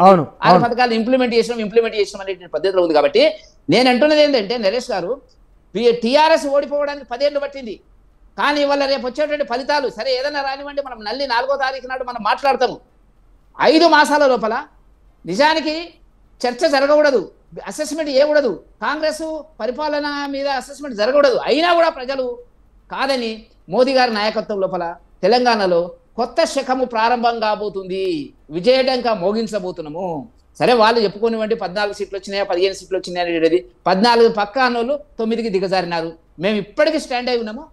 డబుల్ డిజిట్కి సంబంధించినటువంటి దుల్లం. కాబట్టి ప్రజల్లో ఏ నాయకుడైనా కూడా, ఇప్పుడు నేను జయరామ్ గారికి కూడా రిక్వెస్ట్ చేసేదంటే ప్రజల్లో వచ్చినటువంటి మార్పు, ఒక ఆధ్యాత్మిక భావము, ఒక హిందుత్వ భావము, ప్రజల్లోకి ఉండేటువంటి నమ్మకాలు, విశ్వాసాలు, సాంప్రదాయాలు ఇవన్నీ కూడా మనకి ముందుకు వస్తాయి. ఏమైనా ఎవరికి వ్యతిరేకమండి బీజేపీ? ఎంతమంది ఓబీసీలకు మా కేంద్రంలో మంత్రులు ఉన్నాయండి? ఎంతమంది ఎంపీలు ఉన్నారండి? అత్యధిక స్థానము ఎస్సీ ఎస్టీలు బీసీలో మంత్రులు కాదండి, ఎంపీలు కాదండి. కాబట్టి ఆ దాంట్లోకి వెళ్ళి బయటికి రండి. ఇలా కాంగ్రెస్ అనేటువంటిది తుడుచుకబెట్టుకుపోయింది దేశంలో. రైట్ 3 రాష్ట్రాలకు పరిమితమైంది, చిన్న Okay. రాష్ట్రాలకు. ఓకే ఎక్కడ కూడా 150 కంటే ఎక్కువ మంది ఎమ్మెల్యేలు లేరు వాళ్ళకు. ఏ రాష్ట్రం కూడా లేరు. కర్ణాటక తీసుకోండి, ఇక్కడ తీసుకోండి, హిమాచల్ ప్రదేశ్ తీసుకోండి. అటువంటి పరిస్థితుల వల్ల వాళ్ళు కొంత ఆత్మ పరిశీలన చేసుకుని ప్రజలకు ముందుకొచ్చి సర్వీస్ చేసేటువంటి పద్ధతుల పలు ఉంటే బాగుంటుంది తప్ప రైట్ ఇప్పుడు రేవంత్ రెడ్డి గారు ఎక్కడ కూడా చెప్పలేదు మేము 9 సీట్లు గెలుస్తాం. నువ్వు మాట్లాడి చిట్చాట్ మాట్లాడి నిజంగానే ఆయనకు నమ్మకం ఉంటే ప్రెస్ మీట్ పెట్టి మాట్లాడేవాడు. మా కిషన్ రెడ్డి గారు మాట్లాడినారు. ఇది మా ఛాలెంజ్. 4వ తేదీ వరకు ఎదురు చూద్దామనేటువంటిది నా అభిప్రాయం. Right right okay. మనతో పాటు టీపీసీసీ రాష్ట్ర అధికార ప్రతినిధి బొజ్జ సంజయరెడ్డి గారు ఉన్నారు. సంజయరెడ్డి గారు, అంటే ఇప్పుడు 5 నెలల క్రితమే తెలంగాణ ప్రజలు మీకు అధికారాన్ని కట్టబెట్టారు. కానీ ఈ 5 నెలల్లో మీరు ఇచ్చిన హామీలు అమలు చేయలేదు అన్న అంశాన్ని బలంగా బీజేపీ క్షేత్రస్థాయిలోకి తీసుకెళ్లగలిగింది. కానీ అదే పని కాంగ్రెస్ చేయలేకపోయింది. ఎందుకంటే కేంద్ర ప్రభుత్వం 10 సంవత్సరాలుగా ఇచ్చిన హామీలను నిలబెట్టుకోలేదు అన్న అంశాన్ని వాళ్ళు చేసినంత బలంగా మీరు ప్రజల్లోకి తీసుకెళ్ళలేకపోయారు. కాబట్టే కొంత కాంగ్రెస్ డిఫెన్స్లో ఉంది అనేది ఒక అభిప్రాయం. ఏమంటారు, కాదంటారా? నరేష్ గారు, నేను అడుగుతాను ఇప్పుడు. చాలా బాగా ఆయన మంచిగా బుక్ ముందర పెట్టుకొని ఇక మాట్లాడుతా ఉన్నాను. నేను అడుగుతున్నాండి, ఇప్పుడు బీజేపీ పార్టీ అసెంబ్లీ ఎలక్షన్స్ అప్పుడు ఏమన్నా ఐసా పైసా నైసా మేమే అధికారంలోకి వస్తామని చెప్పింది. మరి అప్పుడు మీరు ఏం పొడిచిరు అని చెప్పి మరి ఓట్లు ఎందుకు వెళ్ళి ఇప్పుడు ఈ 3 నెలల్లో మేము మరి ఎందుకంటే తన ఏజ్ని నేను గౌరవించాల్సి వస్తుంది. ఈ పెళ్లి కాగానే ఇక పిల్లలు పుడతారేమన్నట్టుగా చెప్తున్నాడు ఆయన. ఇలా ఫ్రీ బస్ ఇస్తామంటే ఇచ్చినాం. మరి మేము ఇప్పుడు వచ్చింది, మేము 100 రోజులు కాలేదు, 200 రోజులు కాలేదు, నోటిఫికేషన్ వచ్చింది కాబట్టి అమలు పరచలేదు. ఇవాళ చరిత్ర, కాంగ్రెస్ చరిత్ర గురించి మాట్లాడుతున్నారండి. నాకు అర్థం కాదు. ఇవాళ దేశానికి స్వాతంత్రం తెచ్చింది మేము. ఇవాళ మొత్తం ఏదో వచ్చి ఇలా పిల్లొచ్చి తల్లిని ఎక్కిరించినట్టుగా చెప్తున్నారు బీజేపీ పార్టీ. ఏం చేసినారు మీరు? ఏం చేసినారు? 9 సంవత్సరాల్లో 1200 కోట్ల అప్పు చేసిండ్రు మీరు. ఏం చేసిండ్రు? ఇలా ఆదాని అంబాన్ని పెంచి పోషించింది మీరు. ఇలా పెద్ద పెద్ద బడాబాబులను మొత్తం ఇలా లోన్లు ఇప్పించేసి వాళ్ళ లోన్ మాఫీ చేయించేసి ఇలా దేశాన్ని సంకనాకిపించారు. ఇంకేదో చెప్తున్నారు. మీకేమొస్తుంది? ఈడీలను ఎవరైనా లొంగకపోతే ఈడీలు పెడతారు, కేసులు పెట్టి వాళ్ళని చేసుకుంటారు. లేదంటే రాముడి పేరు చెప్తారు. అంతకుముందు ఏముంటది? రాముడు ఉంటేనే రాముడు అంటారు, RSS అంటారు, ఇది అంటారు, ఆ భావాలు అంటారు, ఆ రాముడు తప్ప ఇవ్వలేదు. ఇట్లా చెట్ల పేర్లు చెప్పి కాయలు అమ్ముకుంటారు. 9 సంవత్సరాలు మీరు తెలంగాణ రాష్ట్రంలో మీరు ఇలా చేసిన 2 పనులు ఏం పనులు అది కూడా చెప్పాలి తెలంగాణ ప్రజలు. పసిపోవడం అంటే అది దేకపోతుంది. మరి గతంలో మీరు చేసింది ఏంటి, ఇప్పుడు మీరు చేసింది ఏంటి అనేది కూడా ఒకసారి ఆలోచించుకోవాలి. ఇవాళ దేశం గురించి బీజేపీ పార్టీ చెప్పాలి తెలంగాణ ప్రజలకు ఏం చేసింది. గిరిజన యూనివర్సిటీ అనేది ఎందుకు తీసుకురాలి? ఇలా టీవీల ముందు వచ్చేసి పూర్తి స్థాయిలో అంటే ఆపరేషనల్ కాలేదు. మీరు కొంచెం సమన్వయం పాటించాలి. నేను అన్ని రాసుకున్నానా, మీరు ఓపిక పట్టుకోండి. ఎందుకంటే నాకన్నా ఏజ్ లో పెద్దవాళ్ళు మీకు నేను చాలా గౌరవిస్తున్నా. మీ తరపున మీరు చెప్పి నేను అనేది ఏంటంటే ఇవాళ మీరు ఇవన్నీ చెప్పాలి. రైళ్లు అమ్ముకోలేదా, రోడ్లు అమ్ముకోలేదా, ఇలా బిఎస్ఎల్ అమ్ముకోలేదా, 8,000 కోట్లు అప్పు చేసిరు. జిఎస్టీ పేరు మీద డబ్బులు వచ్చినా గొప్ప చెప్పుకుంటారు. ఇవాళ తెలంగాణలో కాదు, ఇలా దేశంలో సంఖ్య నాకు జిఎస్టీ మీద జిఎస్టీ తీసేస్తామని ఎందుకు చెప్పలేదు? ఇలా ఎవరి మీద ఇలా జిఎస్టీ వేసిండ్రు? పిల్లగాడి తినే బ్రెడ్ ముక్క నుంచి పాలు తాగే దాంట్లో మీద జిఎస్టీలు వేస్తారు. ఇదా మీరు సాధించింది? ఏం సాధించారు అని చెప్పుకుంటారు మీరు? ఇలా హిందూ మతం పేరు చెప్పేసి ఇలా RSS హిందూ మతంలో అందరికి ఇలా జరిగిందని చెప్పేసి మేము పూజలు చేస్తే మీరు కాయలు అమ్ముకుంటున్నారు. ఇదా మీరు చేసింది? మేమేం పొడిచినామని చెప్పి ఏం పొడిచారు? 9 ఏళ్ళలో ఏం పొడిచారు? ఇలా రోడ్లు అంటారు, దావంటారు. ఏం చేసి తెలంగాణకు ఇలా దేశంలో ఇచ్చిన తెలంగాణకి ఇచ్చుకుంటా తెలంగాణ మీదకి వెళ్ళి రోడ్లు పోయినాయి. ఏం చేసిరని మీరు ఇలా పెద్దగా చెప్తారు? కాంగ్రెస్ చరిత్ర ఇలా సోనియా గాంధీ గారు ఆమెంత త్యాగశీలి లేదు. ఇలా ప్రధానమంత్రి అయ్యే అవకాశం ఉన్నా కూడా ఆమె త్యాగం చేసింది. మీకేముందండి చరిత్ర? అదే మరి బీజేపీ పార్టీలో మరి 2 సార్లు ప్రధానమంత్రి 2 సార్లు చేస్తాం, 3వ సారి ఎందుకు చేస్తున్నారు? మీకు లేదా స్వార్థం? ఒక్కటని ఇలా బలహీన వర్గాల గురించి, ఎస్సీల గురించి ఆలోచించేది మేము. ఇలా మందకృష్ణ మాదిగ గారి గురించి మీరు మాట్లాడుతున్నారా? ఇలా సామాజిక కార్యకర్త లాగానే ఉండాలి. ఏ పార్టీకి ఒత్తులు పలుకొద్దు. మీకు తెలియదా అండి అది? ఇలా మీరేదో మాట్లాడేసి చెప్పడం కాదు. సామాజిక అన్నప్పుడు ఇలా ఎస్సీలు మా దగ్గర ఎస్సీలకు ఇలా కొన్ని 26 లక్షల ఎకరాలని ఇలా దారదత్తం చేసింది. ఇలా కాంగ్రెస్ పార్టీ చేసింది. మీరేం చేసిండ్రండి? ఎస్సీలకు ఏం చేసిండ్రు? ఇలా మహిళలకు ఏం చేసిండ్రు? డెఫినెట్ గా అంత ఒక్కసారి జరగవు. 5 సంవత్సరాలు తెలంగాణ ప్రజలు మాకు అవకాశం ఇచ్చిర్రు. మీరు మాట్లాడతారా అని తెలియాలి కాంగ్రెస్ పార్టీ గురించి? మీకేదో చరిత్ర. బీఆర్ఎస్ పార్టీ గురించి మాట్లాడండి. ఇలా బీఆర్ఎస్ పార్టీ ఇలా కవితని తీసుకుపోయి అప్పుడేస్తే కనీసం తిరుపతి వచ్చేదేమో. అది రాలేదని చెప్పేసి ఈ రోజు మీరేం చేస్తున్నారు? ఇలా మాకు ఎంపీ సీట్లు కావాలని ఇలా కేసీఆర్ బిడ్డని తీసుకుపోయి ఇలా మీరు జైలు వేసిరు. ఇక మేము భుజాలు తడుకుంటారు, ఇక ఇద్దరు కలిసి వేసుకుంటారు. అంటే ఇదే అండి బ్లాక్ మెయిల్. ఇదా తెలంగాణ ప్రజలకి, ఇలా దేశ ప్రజలకి ఇదా కావాల్సింది? ఎన్ని చెప్పాలి మీ అప్పులు? రోడ్లు అమ్ముకుంటారు, అన్ని అమ్ముకుంటారు. ఏంది మీరు చేసింది? ఒప్పుల కుప్ప చేసి 12,000 లక్షల కోట్లు అంటే ఏంటండి మాటలా? ఇవన్నీ అప్పులు చేసి ఎవడనే చేస్తాడు. ఇలా కాంగ్రెస్ చరిత్ర గురించి మాట్లాడక ఎక్కడుందండి? మీకు చరిష్మా ఉందా కాంగ్రెస్ పార్టీ గురించి మాట్లాడనీకే? ఇలా వచ్చింది మీరు. నేను ఒకటి అడుగుతున్నానండి, మీరు తెలంగాణ రాష్ట్రంలో 9 సంవత్సరాలు బీజేపీ పార్టీ కేంద్రంలో అధికారంలో ఉంది. తెలంగాణలో మీరు 2 ఇంప్లిమెంటేషన్ మేము చేస్తాము, 2 మేము అధికారంలోకి తీసుకొస్తాం. పసుపు బోర్డు అనేది చేసిండ్రా?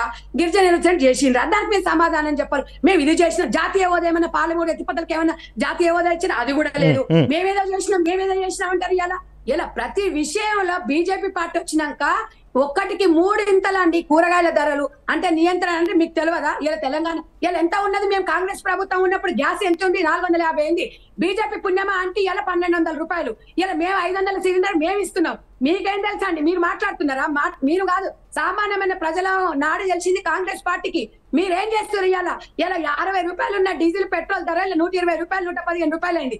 మీరా అండి మాట్లాడేది? ఏం చేస్తున్నారండి మీరు? పెద్ద మేమేదో పొడుస్తున్నాము, మోడీ వల్ల ఏదో ఏం జరిగింది? బీజేపీ పార్టీ ఏం చేసింది? నిజంగా ఇవాళ మొత్తం బీకారం చేసి రోడ్ల పాలు చేసిరు. ఇది మీరు బీజేపీ పార్టీ చేసింది. కాంగ్రెస్ పార్టీ ప్రజల కోసం ఆలోచిస్తుంది, ప్రజల కోసం. ఇలా మెదక్ సీట్ అని చెప్తున్నారు. మెదక్ సీట్ మీకెందుకు వస్తుంది? మాకే వస్తుంది 100%. మేము కాంగ్రెస్ పార్టీకే మాకు రైట్ ఉంది, మేము అడిగినాము, ప్రజలు కూడా నమ్మిరు. మీకు ఎంతసేపు చూసినా కులాలను కూడా తీసుకుంటారు.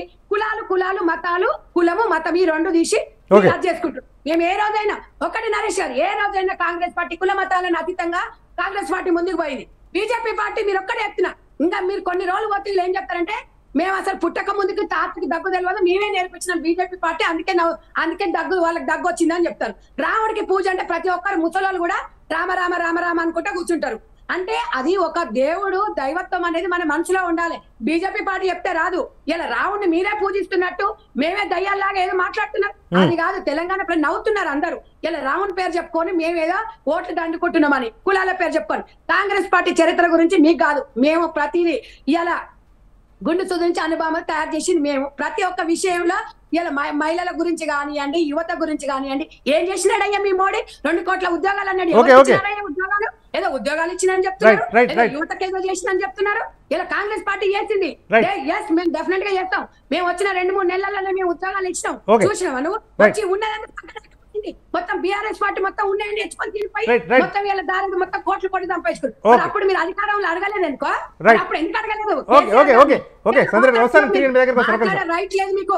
మీరు ఏం చేస్తారు అది చెప్పండి, అది చూడండి మీరు. ఓకే. మనతో పాటు ఒక రాజకీయ విశ్లేషకులు డాక్టర్ తాటికేల్ జయరాం గారు ఉన్నారు.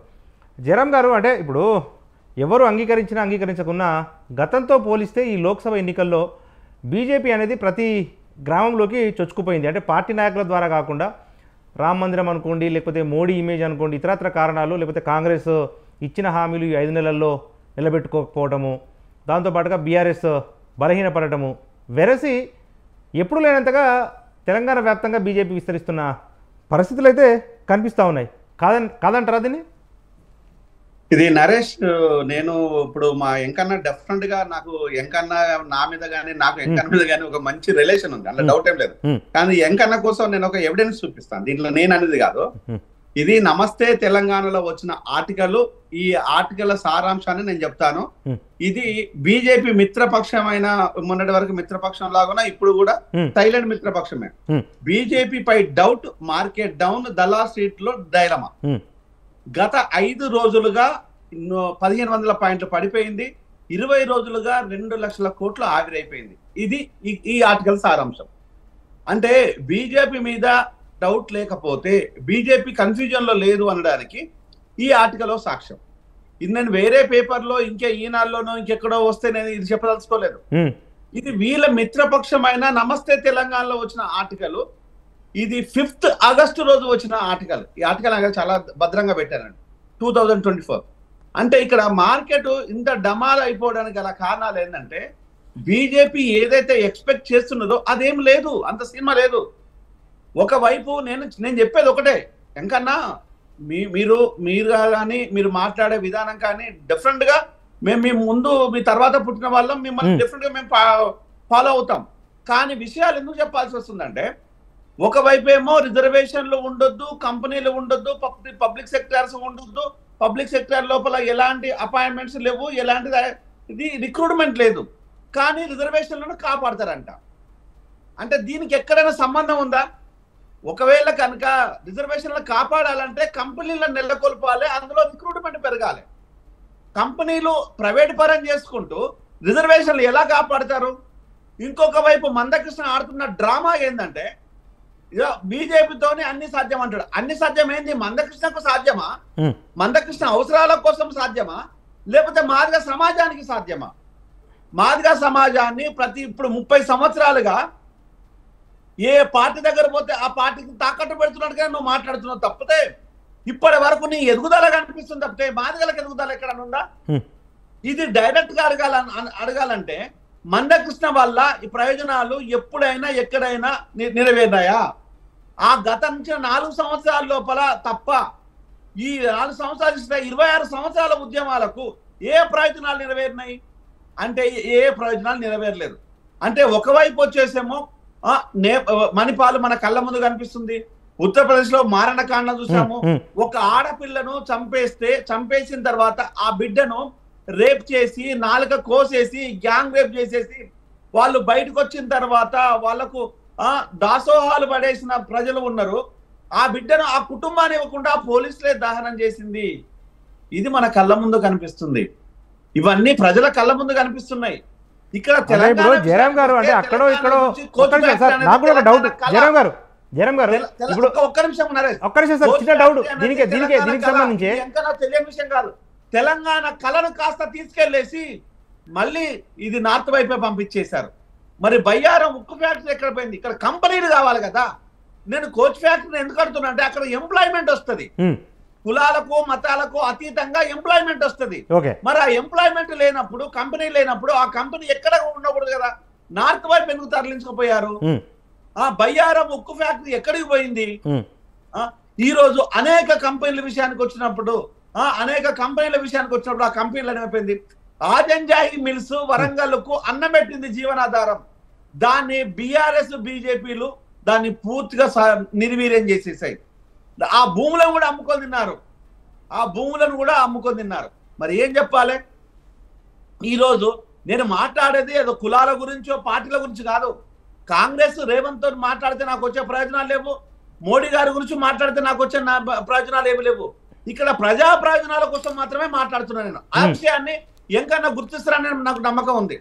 ఎందుకంటే ఇక్కడ ఈ కంపెనీలు వచ్చినట్టయితే ఇక్కడ ప్రజానికానికి ఆరోగ్యం దొరుకుతుంది, ఆహారం దొరుకుతుంది, ఆర్థిక వనరులు పెరుగుతాయి, వసతులు పెరుగుతాయి, ఆ బిడ్డలు చదువుకోవడానికి ఉపయోగపడతారు. మరి ఆ విషయాన్ని కంపెనీనే లేకుండా రిజర్వేషన్లను మీరు ప్రవేశపెడతాము, రిజర్వేషన్లు కాపాడతామంటే నమ్మే అంత పిచ్చోలు మాదిగ సమాజం ఉందా? ఎస్సీ సమాజం ఉందా? బీసీ సమాజం ఉందా? ఈ చెప్పడానికి కూడా వినడానికి కూడా ఏమన్నా చెప్పడానికి ఎలాగూ లేదు. వినటోళ్ళకు జయరాం గారు చిన్న డౌట్ సార్ మీకే. ఇప్పుడు మీరు 1-2 అంశాలను ప్రస్తావించారు. ఉత్తరాది రాష్ట్రాల్లో దురాఘాతాలు పెరిగిపోయాయి, లేకపోతే అత్రాస్ లాంటి ఘటనలు ప్రస్తావించారు. ఏదో ఒక రాష్ట్రంలో ఏదో ఒక ఘటన చాలా అమానవీయంగా జరిగిన ఘటన అందరూ కూడా ఖండించాల్సిందే. వాటన్నిటిని తీసుకొచ్చి బీజేపీకి ఆపాదించడం ఎంతవరకు సమంజసము? ఆ వాదనను ప్రజలు నమ్ముతారా? కరెక్ట్, ఇది 100% కరెక్ట్. ఎందుకంటే ఏదో ఒక రాష్ట్రం లోపల ఏదో ఒక ఘటన జరుగుతుంది.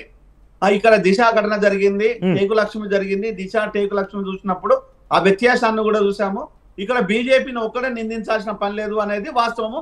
ఇది ఎవరు నమ్మొచ్చు నమ్మకపోవచ్చు. కానీ ఇక్కడ అదే వచ్చిన నిందితులు ఎవరైతే ఉన్నారో ఆ నిందితులకు బీజేపీ టికెట్లు ఇచ్చి గెలిపించేసింది. అది ఎలా మేము అడుగుతున్నది.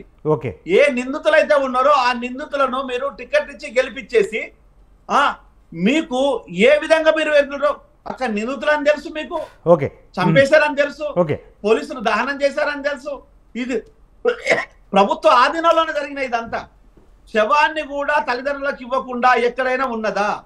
ఈరోజు ఒక నక్సలైట్ కానీ లేకపోతే ఆతంకవాది అయినా కూడా ఆ శవాన్ని ఆ కుటుంబ సభ్యులకు అప్పగిస్తారు. అలాంటి ఒక మహిళ, ఒక యంగ్ లేడీ అమ్మాయిని తనకు పూర్తి అన్యాయం జరిగిన తర్వాత కూడా ఆ ఆడబిడ్డ శవాన్ని కూడా ఆ కూలీనాలు చేసుకునే బిడ్డలకు ఆ తల్లిదండ్రులకు ఇవ్వకపోవడము ఇది ఏ పాపం కదా? మణిపూర్ విషయానికి వచ్చినప్పుడు ఇద్దరు అమ్మాయిలను నగ్నంగా చంపేసిన తర్వాత దాన్ని ఎవరు హర్షిస్తామా? ఈరోజు ఎవరి బట్టలు ఊడితీసినట్టు? భరతమాత బట్టలు ఊడితీసినా, భరతమాత బిడ్డల బట్టలు ఊడితీశారా? అక్కడ ఆడపిల్లలు భరతమాత బిడ్డలు కాదా? భరతమాతకు సంబంధం లేదా? వాళ్ళ రక్తం పంచుకొని పుట్టలేదా? మరి ఆ బిడ్డల బట్టలు ఊడదీయడం లోపల మౌనంగా ఉన్న ఒక మహాత్ములాగా మౌనంగా మునిలాగా ఉన్నారే, మరి ఆ బిడ్డలు మన బిడ్డలైతే మీరు అలానే ఉండేవారు అక్కడ ప్రశ్నిస్తే మీరు ఏం చెప్తారు? ఓకే, ఒక నిమిషం. రైట్, మనతో పాటు బీజేపీ రాష్ట్ర అధికార ప్రతినిధి వెంకటరెడ్డి గారు ఉన్నారు గంగాపురం. వెంకటరెడ్డి గారు, ప్రధానంగా 2-3 అంశాలు బీజేపీని ఇబ్బంది పెట్టేలాగా ఉన్నాయి. ఒకటి ఏంటంటే ప్రధానంగా ఈ పబ్లిక్ ఎంప్లాయ్మెంట్కు సంబంధించి మీరు వరుసగా నష్టాల పేరుతోటి ఈ ప్రభుత్వ రంగ పరిశ్రమలను ప్రైవేటైజ్ చేస్తూ ఉన్నారు, కొత్త వాటిని నిర్మించట్లేదు, దానివల్ల మాకు ఉపాధికి దెబ్బ పడుతుంది, రిజర్వేషన్లు ఇంప్లిమెంట్ కావు, ఎస్పెషల్గా అట్టడుగు వర్గాలకు ఉద్యోగాలు దొరకట్లేదు అన్నది ప్రధాన ఆరోపణ. గతంలో కూడా నరేష్ గారు, ప్రైవేటీకరణ పబ్లిక్ రంగం అనేటువంటి దాని గురించి ఎవరైనా మాట్లాడదలుచుకుంటే దాని గురించినటువంటి బేసిక్ నాలెడ్జ్ నుండి మాట్లాడితే ఒక రకంగా ఉంటుంది. నేను I'm student of public enterprises 73 to 75 Osmania యూనివర్సిటీలో. నేను కోరి ప్లానింగ్ అండ్ పబ్లిక్ ఎంటర్ప్రైజ్ నేను కోరి ఆ సబ్జెక్ట్ తీసుకున్నాను 73, 75లో. సరే, వాళ్ళు ఇప్పుడు మాట్లాడే వాళ్ళు ఎంత ఏజ్ ఉన్నారో నాకు తెలియదు. అప్పుడు నేను అంటున్నది ఏంటంటే, నెహ్రూ గారి పీరియడ్లో సోషలిస్ట్ వ్యవస్థ, సామాజిక వ్యవస్థ అనే దాని కింద ఓ కోణంలో అభివృద్ధి జరిగింది. చాలా పరిశ్రమలు ప్రైవేట్లో వచ్చినాయి, ప్రభుత్వంలో వచ్చినాయి. కొన్ని మాత్రమే ప్రైవేటు, కొన్ని ప్రైవేటు పబ్లిక్ లో వచ్చినటువంటి పరిస్థితి. దేశ అభివృద్ధి కోసం ప్రపంచంలో వచ్చిన మిక్స్డ్ ఎకానమీ. కొంత సోషలిస్ట్ వ్యవస్థకు ప్రభావితమైనటువంటి నెహ్రూ గారు దేశ ఆర్థిక వ్యవస్థకు చక్కని పెట్టుబడి విధానాన్ని రూపొందించినాడు. తర్వాత ప్రపంచంలో మార్పులు వచ్చినాయి, చైనాలో మార్పులు వచ్చింది. చైనా మార్కెట్ వ్యవస్థ మీకు తెలియదు ఏముంది, అలా మొత్తం ప్రపంచాన్ని శాసిస్తున్నది. చైనా లేకుండా అమెరికా బతికేటువంటి పరిస్థితి లేదు. ఇది జరిగినటువంటి పరిస్థితి. ప్రైవేటీకరణ అవసరం అనేటువంటిది వాళ్ళు వచ్చింది. ఆ మాటకు వస్తే హైదరాబాద్ లో ఉండేటువంటి హెచ్ఎంటీ ఎవరి పీరియడ్ అండి? కాంగ్రెస్ పీరియడ్ లో క్లోజ్ అయింది. ఆల్విన్స్, ప్రాగా టూల్స్ ఎవరి పీరియడ్ లో క్లోజ్ అయినాయండి? వాళ్ళ పీరియడ్ లో. ఇంకా చాలా ఫ్యాక్టరీలు, ఒక బిహెచ్ఎల్ ఏదో నడుస్తుంది, అన్ని ఫ్యాక్టరీలు చుట్టూ హైదరాబాద్ చుట్టూ ఉండేటువంటి ఫ్యాక్టరీలన్నీ కూడా కాంగ్రెస్ గవర్నమెంట్ పీరియడ్ లోనే క్లోజ్ అయినాయండి. నేను తప్పనడం లేదు. అవసరాలు, మార్కెట్ ఫోర్సెస్ అవసరాలను బట్టి ఇవి మారుతూ ఉంటాయి. ఈ మారుతున్న దాన్ని మనం కాదు అంటే మనం ఎంతసేపు పబ్లిక్ రంగం సంస్థలతోనే ఉంటుంది అనుకుంటే పొరపాటు. నేను 1975లో నేను లెక్చరర్గా అపాయింట్ అయినప్పుడు, ఆర్మూర్ కాలేజీలో అపాయింట్ అయినప్పుడు స్కూటర్ దొరకకపోతుండే, గ్యాస్ కనెక్షన్ లేదు. గ్యాస్ మేము మామూలుగా రేషన్ షాపులో నెలకొకసారి వస్తే లైన్లో నిలబడి మేము తీసుకున్నటువంటి పరిస్థితి. ఇవాళ మార్పు వచ్చిందండి. ప్రపంచీకరణ జరిగిన తర్వాత, గ్లోబలైజేషన్ జరిగిన తర్వాత, ప్రైవేటీకరణ జరిగిన తర్వాత అన్ని రకాల వస్తువులు ఉత్పత్తి అయిపోయి వినియోగదారులకు అందుబాటులోకి ఉన్నాయి. సరే, ధరల గురించి మాట్లాడుతుంది, కూరగాయల ధర గురించి మాట్లాడుతుంది కాంగ్రెస్ ప్రతినిధి. కూరగాయల ధరలు మోదీ కంట్రోల్ చేస్తాడా లేకపోతే రేవంత్ రెడ్డి గారు కంట్రోల్ చేయాలని నాకు అర్థం కాలే. గ్యాస్ అంటున్నది. వినండి, వెంకరెడ్డి గారు, ఇప్పుడు 2014లో మరి ఇదే ధరల అంశాన్ని పదే మోడీ గారు ప్రస్తావించారు కదా, ఏమని? ధరలు విపరీతంగా పెరిగిపోతున్నాయి, మేము ధరలు తగ్గిస్తాము, కేంద్ర ప్రభుత్వం ధరలు నియంత్రించట్లేదని.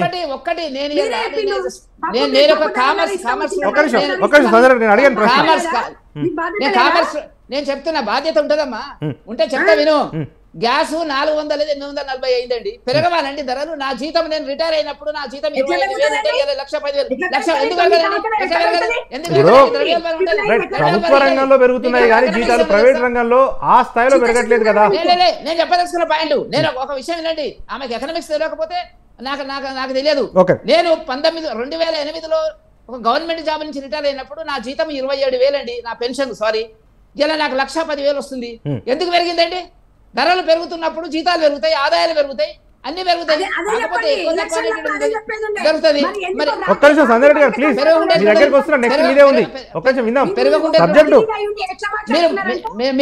అవును, ఎట్లా మాట్లాడతారు?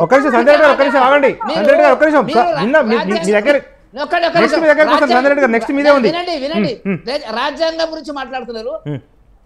ఇందిరాగాంధీ ఓడిపోయినప్పుడు అలహాబాద్ హైకోర్టులో ఆమెకు వ్యతిరేకంగా తీర్పు వచ్చినప్పుడు, రాజనారాయణ వేసినటువంటి పిటిషన్ ఓడిపోయినప్పుడు రాజ్యాంగాన్ని మార్చి ఎమర్జెన్సీ పెట్టి వాళ్ళు చేసినారు దురాఘాతాలు, రాజ్యాంగాన్ని ఉపయోగించారు. దానికి ఏ సమాధానం చెప్తారండి? వాళ్ళ రైట్, వాళ్ళని ఓడగొట్టారు సార్, ప్రజలు ఓడగొట్టారు, బుద్ధి చెప్పారు. నేను అంటున్నది రాజ్యాంగం వాళ్ళు చేసినారు, వాళ్ళు ఏదో గొప్ప పనులు చేసినట్టుగా ఎన్ని అవినీతి ఆరోపణలు ఉన్నాయండి. ఇప్పుడు జయరామ్ గారు మాట్లాడినారు, ఎవరి మీద నేను దాడి జరిగినప్పుడు మహిళల మీద కానీ బాలికల మీద కానీ ఏ ప్రభుత్వంలో ఉన్నప్పుడు కూడా మనం ఖండించవలసిందే, దాని నివారణ చర్యలు తీసుకోవాల్సిందే. కాంగ్రెస్ పీరియడ్లో ఎన్ని ఉన్నాయండి నేను చెప్పమంటే లీస్ట్ చెప్పాలనా? దళితుల మీద జరిగినటువంటి దాడి మరి తెలియాలి కదా జయరామ్ గారికి. గుంటూరు జిల్లాలో ఇప్పుడు ఉన్నటువంటి ఏదైతే ఉన్నదో ఆ ఏం జిల్లా నా పక్కకు ఉన్నటువంటి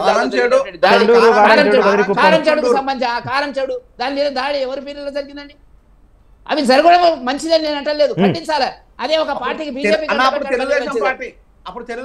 ఎవరన్నా ఉండని ఎవరు చేసినా కూడా అది మనం అమానుషమైన ఖండించవలసిన అవసరం చేసినటువంటిది. హైదరాబాద్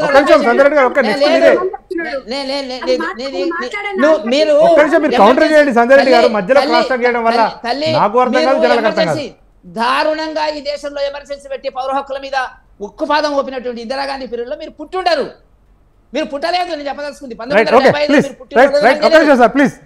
వెంకటరెడ్డి గారు. ఓకే చెప్పండి, ఇప్పుడు మాట్లాడండి సంజయ్ రెడ్డి గారు, ఏంటి మీ కౌంటర్ ఆర్గ్యుమెంట్స్?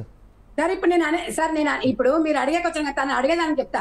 ఎవరైనా నిజంగా ఒక ప్రజాప్రతినిధి అయ్యి ఉండి ఒక గౌరవ స్థానంలో ఉండి అవునండి మేము పెంచుకుంటూ పోతామని అంటారు అండి ఎవరన్నా?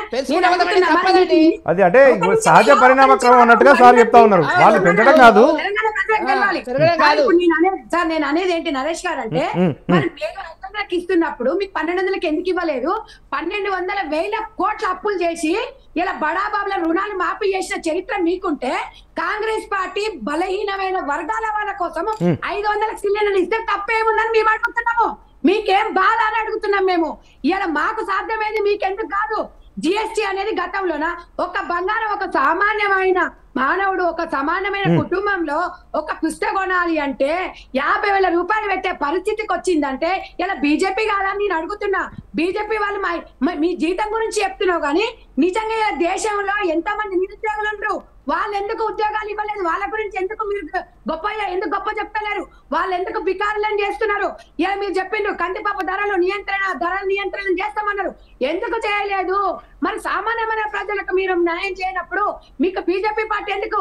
ఆ రోజు అప్పుడు ఆ కాలంలో బ్రిటిష్ వాళ్ళని ఇలా విదేశీలు ఎలగొట్టినప్పుడు ఇలా బీజేపీ పార్టీలని మేము ఎక్కడ ఎలగొట్టాలని తెలంగాణ దేశ ప్రజలు అడుగుతున్నారు. ఇలా మీరేం చెప్తున్నారయ్యా?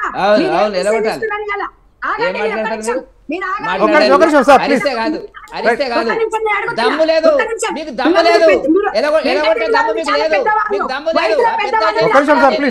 చిన్న స్థాయిలో మాట్లాడాలి.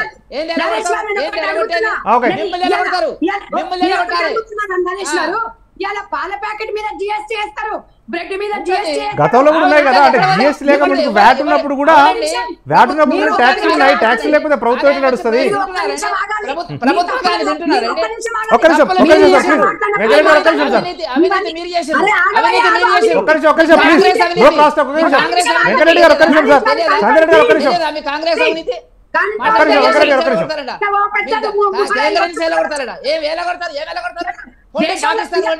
పాకిస్తాన్ లో రాహుల్ గాంధీ పాకిస్తాన్ లో టాపిక్ డైవర్ట్ అవుతుందండి. టాపిక్ చెప్పండి. దేశంలో అత్యాచారాల కారణం బీజేపీ పార్టీని. దాడులు జరిగితే బీజేపీ పార్టీ. ఇవాళ నిజంగా చెప్తున్నా, మహిళల మీద దాడులకి వాళ్ళే బాధ్యులు. కేంద్ర ప్రభుత్వానికి బాధ్యత లేదా అని అడుగుతున్నా నేను. ఇవాళ పాల ప్యాకెట్ అండి, పిల్లగాడు తాగే పాల ప్యాకెట్ మీద జిఎస్టీ వేసిన దరిద్ర దుర్భాగ్య స్థితిలో మనం ఉండి